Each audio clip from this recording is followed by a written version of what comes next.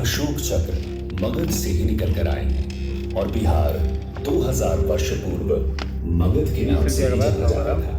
लेकिन बिहार का चिरस्थायी योगदान इन प्रतीकों से भी कहीं ज्यादा गहरा है। हमारी आज की शासन व्यवस्था, धर्म, कला और इस्तेमाल में आने वाले सिक्के भी गौरवशाली बिहार से ही प्रभावित हैं।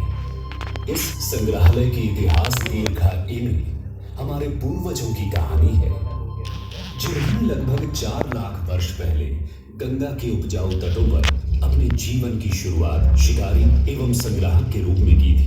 फिर धीरे धीरे उन्होंने खुद को अपने पर्यावरण और भौगोलिक परिवेश के अनुकूल ढाल लिया। उन्होंने चित्रकारी के जरिए अपने दैनिक जीवन को अभिव्यक्त भी किया, जिसे हम आज भी कैमूर की पहाड़ियों में देख सकते हैं।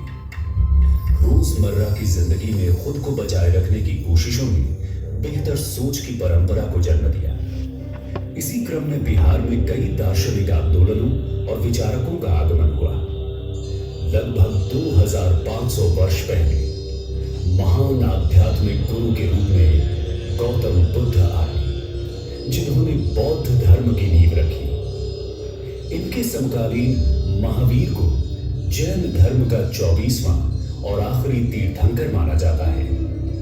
भगवान महावीर ने यही जैन धर्म के सिद्धांतों के उपदेश दिए। गौतम बुद्ध और महावीर के उपदेशों ने आगे चलकर भारत और विश्व की सामाजिक एवं धार्मिक व्यवस्था पर एक गहरी छाप छोड़ी। इसी दौरान मगध एक प्रभावशाली राजनीतिक क्षेत्र के रूप में उभर कर आया तथा चंद्रगुप्त मौर्य द्वारा स्थापित शक्तिशाली मौर्य साम्राज्य का केंद्र बना।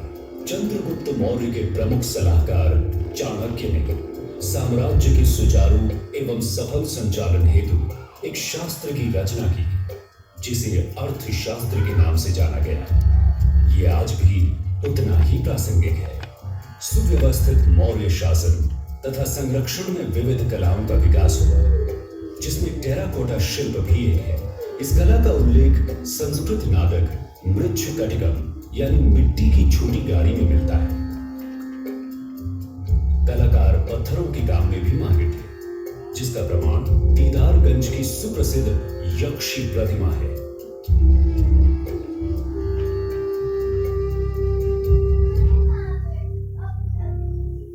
वर्तमान पटना के कुम्हरार नामक स्थल पर खुदाई के क्रम में एक 80 स्तंभों वाला सभागार प्रकाश में आया है। ये मौर्यकालीन वास्तुकला के लकड़ी से पत्थर की पूर्व विकास को दर्शाता है। आगे जाकर सम्राट चंद्रगुप्त के पौत्र सम्राट अशोक के कारण बिहार के इतिहास में एक उल्लेखनीय परिवर्तन हुआ। सम्राट अशोक कलिंग युद्ध में विजयी होकर भी निराशा और ग्लानि में डूब गए। युद्ध में हुए रक्तपात के कारण उन्हें एहसास हुआ कि हिंसा निरर्थक है। इस कारण उन्होंने बौद्ध धर्म अपनाया और उसके सिद्धांतों का प्रचार प्रसार अपने साम्राज्य के अतिरिक्त बाहरी प्रदेशों में भी किया। अशोक ने अपने पूरे साम्राज्य में शिलालेखों पर समाज कल्याण के आदर्शों को अंकित करवाया। बराबर पहाड़ियों की गुफाओं में पाए गए शिलालेख अशोक द्वारा जैन धर्म तथा अन्य छोटे समुदायों जैसे आजीविक को दिए गए संरक्षण को प्रदर्शित करते हैं। इतिहास दीर्घा हमें गुप्त शासन के 300 वर्षों की यात्रा की ओर ले जाती है, जिसे भारतीय इतिहास के स्वर्णिम युग के नाम से भी जाना जाता है। इस काल में बिहार में कला, साहित्य और विज्ञान के क्षेत्र में काफी विकास हुआ। गणितज्ञ और खगोल शास्त्री आर्यभट्ट ने आर्यभट्टीय की रचना की। संग्रहालय में रखी पालकालीन बौद्ध व हिंदू मूर्तियां इस समय के कलाकारों की कलात्मक दक्षता एवं अभिव्यक्ति की सक्षमता को दर्शाती है। इनका विकास पाल वंश के 400 वर्षों की शासनावधि व संरक्षण के दौरान हुआ। पूर्व मध्यकाल एक तरह से सत्ता परिवर्तन का काल रहा। इतिहास दीर्घा ये दर्शाती है कि किस तरह बिहार ने इस अशांत समय में भी अपनी सामरिक नीति की महत्ता को बनाए रखा। 16वीं शताब्दी में शेर शाह सूरी ने अपने अधीनस्थ क्षेत्रों पर सुव्यवस्थित प्रशासन चलाया। अपने 5 वर्ष के संक्षिप्त शासनकाल के दौरान विभिन्न व्यापार मार्गों को जोड़कर शेर शाह सूरी ने सड़क-ए-आजम बनी, जिसे आज ग्रैंड ट्रंक रोड कहा जाता है। शेर शाह सूरी ने ही उस समय रुपया नामक मुद्रा का प्रचलन शुरू किया, जो वर्तमान मुद्रा रुपया का पूर्व रूप था। शेर शाह सूरी द्वारा सासाराम में बनवाया शानदार मकबरा उनकी चिरस्थायी विरासत की गवाही देता है। सूरी वंश के पतन के बाद भारत के उत्तरी भाग में मुगलों का वर्चस्व कायम हुआ। बादशाह अकबर के शासन के समय बिहार मुगलों के 12 मुख्य प्रांतों में से एक में गिना जाने लगा। इसी समय बिहार सूफी मत का एक महत्वपूर्ण केंद्र बना। ये प्रदेश शेख याहिया मनेरी जैसे संतों का वास रहा, जिनकी खूबसूरत मजार आज भी हम मनेर शरीफ में देख सकते हैं। सिख धर्म की आध्यात्मिक तरंगों ने भी बिहार में गंगा के तट को छुआ। पटना में ही सिखों के अंतिम गुरु गोविंद सिंह जी का जन्म हुआ। हरमंदिर साहब को सिखों के 5 तख्तों में से एक गिना जाता है। समुद्री मार्गों और व्यापार के विकास के कारण British east India company Bharat में पहुंची। अंग्रेजी प्रभाव से कलमबंद प्रमाणों की परंपरा शुरू हुई।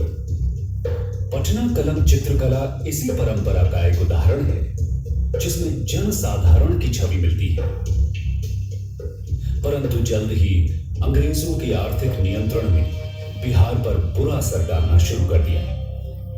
किसानों को अनाज की फसलों की जगह अफीम और नील जैसी नकदी फसलों को जबरन उगाना पड़ा, जिसके कारण बिहार में कई भयानक अकाल पड़े। अकाल के समय ही अनाज के संग्रह हेतु अंग्रेजों ने गोल घर का निर्माण करवाया, लेकिन बेरोजगारी बहुत ज्यादा बढ़ जाने से बड़ी संख्या में लोगों को मजबूरन विश्व भर में फैले यूरोपीय देशों के खेतों में गिरमिटिया मजदूर के रूप में काम करने के लिए बतौर ठेके पर जाना पड़ा। आज मॉरिशस, सूरीनाम व फिजी जैसे देशों में इन लोगों ने अपने बिहारी मूल के साथ एक नई पहचान बनाई है। बिहारी संतति दीर्घ गर्वपूर्वक आपका परिचय बिहारी मूल के ऐसे प्रधानमंत्रियों, लेखकों, क्रिकेट खिलाड़ियों और कलाकारों से कराती है, जिन्होंने अपनी मातृभूमि की संपन्नता में योगदान दिया है।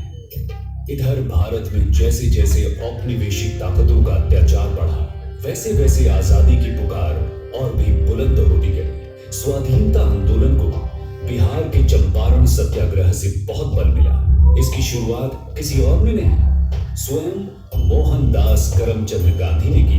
भारत का सबसे पहला सविनय अवज्ञा आंदोलन गांधी जी ने ही शुरू किया, जिसने भारतीयों की एक संपूर्ण पीढ़ी को स्वाधीनता की लड़ाई के लिए प्रेरित किया और अंततः 15 अगस्त 1947 को भारत को स्वतंत्रता प्राप्त हुई।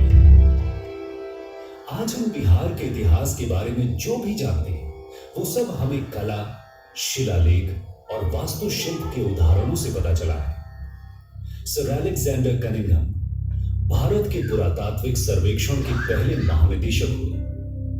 उन्होंने पूर्व प्रसिद्ध चीनी यात्री जैसे ह्यून सांग के यात्रा विवरण का अध्ययन किया और उसकी मदद से उन्होंने नालंदा की खोई हुई विरासत को ढूंढ निकाला।